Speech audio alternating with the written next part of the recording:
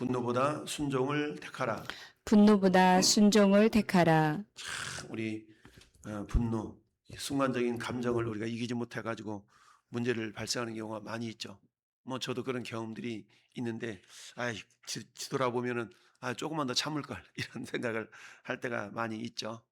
그래서 오늘 본문 그야말로 어, 분노보다 순종을 택하라. 그러니까 요압은 자기 동생 아사엘을 죽인 이 아브넬을 그야말로 철천지 원수로 여기고 있었는데, 근데 그 아브넬을 다윗이 데려다가 화친을 하려는 그런 모습을 보이니까 요압이 한편으로는 마음에 꽁 하고 있었던 그런 게 있었는데, 근데 다윗은 어때요? 거국적인 차원에서 화해를 도모하고 화평을 도모해서 나라가 하나 되는 쪽으로 이렇게 이끌어 가려고 하는 그런 모습을 가졌는데요. 오늘날 정치도 마찬가지죠. 가능 아니면 모든 국민이 하나 되게 하고 이런 쪽으로 정치를 해야 되고, 위정자들이 그런 모습을 보여야 되는데 교묘하게 자기에게 유익한 대로 국민을 갈라치게 하고 이런 모습들이 좀 보이는 것 같아서 좀 안타깝기 그지 없는데요. 자, 오늘 본문의 내용은 어떤 내용입니까? 이제 북쪽 이스라엘에 가말로 사울 왕이 죽고 그 아들 하나 남았었는데, 이스보셋이 이제 자기 스스로가 왕이 되었죠. 하나님은 이미 사울을 이어서 다윗을 왕으로 삼으시려고 이미 기름도 부었고, 이런 상황인데 여전히 이스보셋은 그런 하나님의 섭리를 인정하지 못하고 자기가 자기 아버지의 군대 장관이었던 아브넬을 데리고 가서 왕이 되겠다라고 이렇게 하죠. 그게 2년 동안 그런 모습을 보였던 겁니다. 그런 찰나에 아브넬이 그 이스보셋의 아버지였던 사울 왕의 첩을 어떻게 좀 해보려고 하는 그런 좋지 못한 일이 있었던 것이죠. 그러면 부하가 그런 일이 있었으면 당연히 왕인 이스보셋이 그걸 책망할 법한데, 그렇게 책망했던 걸 가지고 아브넬은 오히려 역정을 내면서 이렇게 한마디 말하면 반역을 깨하는, 이스보셋 입장에서는 반역인 것이죠. 그러면서 어때요? 내가 이 나라를 다윗에게 바쳐서 이렇게 하겠다라고 하는 그런 마음을 갖게 된 것이죠. 근데 결국은 하나님께서 이 모든 것을 이제 합력하여서 다윗을 중심으로 한 왕국을 이루어 가시려는 그런 어떤 조치인 것을 우리가 뒤에 가면 깨닫게 되지 않습니까? 어찌하든 하나님은 모든 것이 합력하여 선을 이루시는 분이신데, 이 아브넬의 이 분노조차도 하나님께서는 선한 도구로 사용하시는 것을 변화시켜서 사용하신 걸 보게 됩니다. 그래서 전령을 보내서 다윗의 의중을 떠보죠. 내가 이러이러한 마음을 품고 있는데 당신 생각은 어떻소? 그러니까 다윗은 지금 유대 지파의 왕으로서 헤브론에서 이미 즉위를 했지만, 여전히 나머지 10지파의 11지파의 그런 왕이 되기는 아직 멀었던 것이죠. 그러다 보니까 어때요? 그런 아브넬의 그 모습에 대해서 반겨할 수밖에 없었던 것이죠. 단지 네 마음이 진정성이 있는가 없는가를 확인하는 방법으로 뭐라고 했습니까? 자기가 사울의 딸 미가리를 아내로 삼은 적이 있었는데 지금은 딴 남자의 아내가 되었잖아요. 그 미가리를 데리고 오면 네 진정성을 내가 한번 인정해 줄게 라고 한 거죠. 그래서 아브넬이 이제는 본인이 직접 그 미가리를 데리고 결국 다윗에게 가게 됩니다. 이 사람 다윗에게 왔던 이 아브넬을 다윗은 어때요? 환대를 해주는 모습이 있는 것이죠. 그러면서 18절 말씀 보면 앞에 이제 그대로 하라. 여호와께서 이미 다윗에 대하여 말씀하시기를 내가 내 종 다윗의 손으로 내 백성 이스라엘을 구원하여 블릿 사람의 손에서 모든 대적의 손에서 벗어나게 하리라 하셨음이니라 하고 하면서 이 아브넬이 다윗에게 이렇게 선한 이야기를 하죠. 그러면서 결국 아브넬을 21절에 다윗이 하반절에 보니까 다윗이 아브넬을 보내매 그가 평안히 가니라. 일단 이제 아브넬의 의중을 확인했고, 그렇다면 이제 북쪽 이스라엘과 남쪽 유다가 합쳐져서 이제 한마디로 말하면 온전한 나라를 이루겠구나 라는 그런 기대감이 다윗에게는 있지 않았겠습니까? 그러고 이제 있는데 22절 오늘 본문에 다윗이 신복들과 요압이 적군을 치고 크게 노력한 노를 가지고 돌아오니 이제 적군들과 싸워서 돌아오는 그 길에 누군가가 요압에게 말한 겁니다.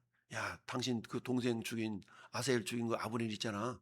아버지 다윗한테 왔었는데 다윗이 그냥 보냈다? 이렇게 지금 얘기를 쭉 해주니까 요압이 한편으로 꽁 해가지고 그래 그랬단 말이야? 라고 다윗에게 가서 따져 묻는 겁니다. 24절에 요압이 왕에게 나아가 이르되 어찌하심이니까 아브넬이 왕에게 나왔거늘 어찌하여 그를 보내어 잘 가게 하셨나이까. 군사적으로 본다 그러면 아브넬은 정적이 될 수밖에 없었던 것 아니겠습니까? 그랬는데 왜 그냥 보냈냐 이거죠. 근데 이 요압의 생각과 다윗의 생각이 다른 것이죠. 다윗은 서두에서 말씀드렸던 것처럼 이 남과 북이 하나 되는 그런 통일왕국을 기대하면서 그 아브넬을 이렇게 확인해 봐서 보내줬던 거고, 요압은 여전히 자기 동생을 죽였던 원수로만 지금 아브넬을 생각하고 있었던 것이죠. 그러니까 화해나 그야말로 하나님의 나라의 관점에서 야, 저 아브넬을 그냥 보내는 것이 야, 이 나라 정말 통일왕국을 이루고자 하는 하나님의 거룩한 그런 뜻이구나 라고 받아들이지 못하고 그저 감정에 취해서 분노에 취해서 그냥 보냈단 말이야 라고 가서 막 다윗에게 따져 묻는 것 아니겠습니까? 참, 그러면서 때 왕도와 시레니와 내리 아들 아브넬이 온 것은 왕을 속임이라. 그가 왕이 출입하는 것을 알고 왕이 하시는 것을 알려 함이니라. 이 아브넬이 그냥 왔겠습니까? 어떻게 해서든지 다윗 당신을 이렇게 좀 쳐다보다가 이 나라를 엎어뜨리려고 하는 거 아니겠습니까? 하고 막 따지니까 이런 그런 모습을 보면서 다시 한편으로는 그 당시에 왕권이 강화되지 않은 시기였기 때문에 이 요압에 대해서 한 번에 확 어떻게 막 반론을 제기하고 이런 어떤 그런 상태가 되지 못했던 겁니다. 그러면서 다윗에게 나와서 이제 뭐라고 합니까? 자기 신하를 시켜가지고 야 가서 그 아브넬 좀 잡아와 이런 거죠. 그러면서 아브넬을 쫓아가게 하였더니 시라 우물가에서 그를 데리고 돌아왔으나 다윗은 알지 못하였더라. 다윗은 알지 못했더라. 즉 다윗한테 보고하지 않냐고 자기 임의로 행동했다는 것이죠. 그러면서 이 아브넬이 헤브론으로 이렇게 돌아오니까 요압이 조용히 말하려는 듯 그를 데리고 성문 안으로 들어가 가지고 배를 찔러 죽였더라. 근데 그 죽인 이유가 왜 그래요? 동생 아사엘의 피로 말미암았더니라. 그러니까 이 요압은 자기 동생 아사엘을 죽인 그야말로 역적으로만 아브넬을 생각했지 통일왕국에 어떤 기여할 수 있는 그런 어떤 통로로 전혀 생각을 하지 못했던 것이죠. 결국 이 일 때문에 다윗의 마음이 굉장히 상하게 되었습니다. 왜냐하면 통일왕국을 이루어야 될 그런 귀한 역할을 감당할 사람이 아브넬인데, 근데 이 아브넬이 죽었으니까 오히려 저 북쪽 이스라엘 사람들이 더 악한 마음을 품고 다윗을 대적하려고 하면 어떠나라는 그런 생각을 가졌던 것이죠. 그렇습니다. 하나님의 뜻보다 감정을 앞세우면 죄를 지을 수밖에 없는 그런 모습을 보여주고 있는 것인데요. 자, 야고보 사도가 이렇게 말합니다. 사람마다 듣기는 속히 하고 말하기는 더디하며 성내기도 더디하라. 사람이 성내는 것이 하나님의 의를 이루지 못함이니라. 우리가 어떤 분노의 감정을 품고서는 결국 하나님 뜻을 이루어드리지 못한다라는 것을 우리에게 보여주고 있습니다. 사도 바울이 에베소 교회를 향해서도 그렇게 말씀하고 있지 않습니까? 분을 내어도 죄를 짓지 말며 해가 지도록 분을 품지 말라. 근데 그 다음 구절이 뭐예요? 마귀에게 틈을 주지 말라라는 말씀을 하고 있죠. 우리가 분노를 갖게 되면 이 분노라는 것은 성령의 열매가 아니잖아요. 분노라는 것은 성령의 열매가 아니라 인간적인 감정의 결과이기 때문에 마귀는 교묘하게 우리의 감정을 부추겨서 하나님 뜻을 행하지 못하도록 역사하는 그런 존재 아니겠습니까? 그러니까 우리가 예수님을 믿어도 순간적인 감정에 휘말려 가지고 그 감정을 절제하지 못하면 그것 때문에 죄를 짓는 경우가 많이 있는 걸 보게 됩니다. 미국의 심리학자들이 수천 명을 이렇게 조사를 해보았습니다. 근데 순간적인 분노 때문에 저지른 범죄 가운데서 상당수는 그 사건 발생 이후에 10분 이내에 일어난 것으로 분석이 되었다. 즉 그러니까 내가 분노를 한 10분만 참았으면은 사건이 일어나지 않았을 터인데 많은 경우 그 분노를 10분 동안 이렇게 절제하지 못해가지고 10분 이내에 분노한 다음에 10분 이내에 사건이 일어난 경우가 굉장히 많더라라는 그런 어떤 통계 보고를 한 적이 있는데요. 우리들도 역시 마찬가지죠. 우리가 순간적으로 분을 참지 못해서 우리가 욱한다고 그러죠. 욱하는 그런 감정을 절제하지 못해서 주목해 나가고 입술에 뱉지 말아야 될 그런 언행이 나가고, 그래 이러다 보면 결국 어떻게 해요? 문제가 발생하는 경우가 많이 있죠. 그러니까 참 그 도구 중에 한 가지가 우리가 또 알코올이라는 것 때문에 그럴 수도 있지 않습니까? 평상시에는 참 얌전한 사람이 알코올만 들어가면 세상 말로 참 뭐가 되는 그런 경우들이 많이 있어요. 그 술 때문에 좀 고생하는 사람들이 많이 있는데, 어찌하든 우리의 감정을 제대로 절제하지 못하면 이런 문제가 발생할 수밖에 없다라는 얘기죠. 여러분 잠언서 29장 22절에는 이렇게 말씀합니다. 노하는 자는 다툼을 일으키고 성내는 자는 범죄함이 많으니라. 그래서 마음을 다스린 자는 성을 빼앗는 자보다 낫다라는 그런 또 잠언의 말씀도 있지 않습니까? 그러니까 용사보다 낫고 성을 빼앗는 자보다 나은 것이 마음을 다스리는 자입니다. 그래서 결국 모든 지킬 만한 것 중에서 네 마음을 지켜라. 생명의 근원이 여기서 나온다라고 하고 있지 않습니까? 그런 것처럼 우리의 감정, 분노 조절 장애라는 말도 있잖아요. 분노 조절 장애. 그러니까 분노가 조절이 되어지고 우리가 절제할 수 있는 그런 능력들이 길러져야 되는데, 너무나 세상이 정말 빠르게 흘러가잖아요. 너무 스피디하게 흘러가는 이 세월 세상 가운데서 어떨 때 보면 내가 뒤처지는 것 같고 내가 막 손해보는 것 같고 이런 생각이 이럴 때마다 어때요? 막 내 마음속에 분노가 일어날 수가 있거든요. 근데 어때요? 우리는 하나님을 사랑하는 자, 곧 그 뜻대로 부르심을 입은 자들에게는 모든 것이 합력하여 선을 이룬다. 하나님은 절대적으로 선하신 분이면 우리가 신뢰할 때에 어떤 악한 상황도 하나님은 반드시 선한 도구로 사용하실 수 있는 전능자이시잖아요. 우리가 절대적으로 믿어드려야 된다는 얘기입니다. 따라서 이 분노라는 것은 결국 감정을 내세우면 죄를 지을 수밖에 없는 그런 모습이다라는 얘기죠. 그러나 거꾸로 따라서 순종은 하나님의 공의를 신뢰하는 믿음입니다. 그렇죠?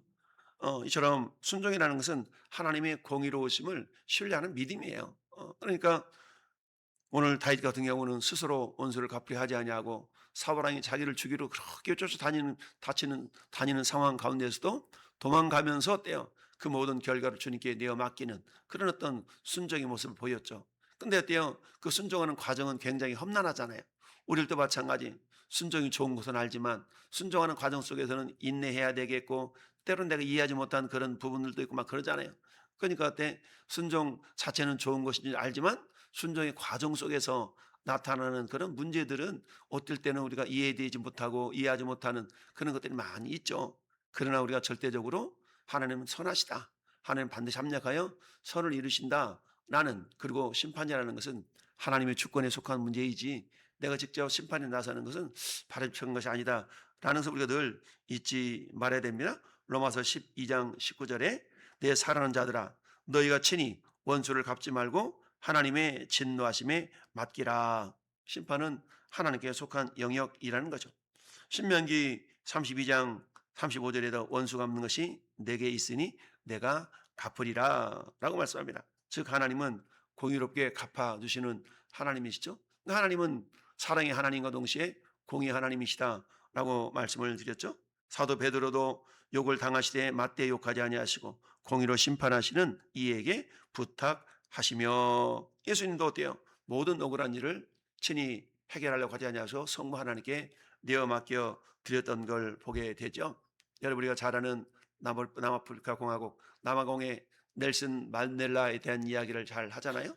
이 넬슨 만델라는 27년 동안 감옥에 갇혀 있었던 사람이에요. 그러니까 어찌 보면은 그 인생의 3분의 1을 감옥에서 이렇게 갇혀 있었는데 얼마나 마음이 억울했겠습니까? 그렇지만 이 사람이 나와서 대통령이 되면서 했던 말 가운데 이런 말이 있습니다. 증오를 품고 감옥을 나왔더라면 나는 아직도 감옥에 있었을 것입니다. 여러분 순간적인 분노를 억제하지 못해서 사건을 일으키고 지금 교도소 감옥에 있는 사람들 많잖아요. 근데 그들이 감옥에 있는 동안에 그들이 해야 될 일이 뭐예요? 자기 감정을 추스리고 절제하고 이런 어떤 훈련을 받는 거잖아요. 그러고는 내가 세상에 나가서는 다시는 이 감정대로 분노를 표출하지 않으리라 이러고 나오잖아요. 근데 막상 어때? 세상에 나와보면 동일한 환경, 동일한 상황들이 펼쳐질 때가 얼마나 많아요? 그때 어때요? 다시금 또 분노를 일으킨다면 어때요?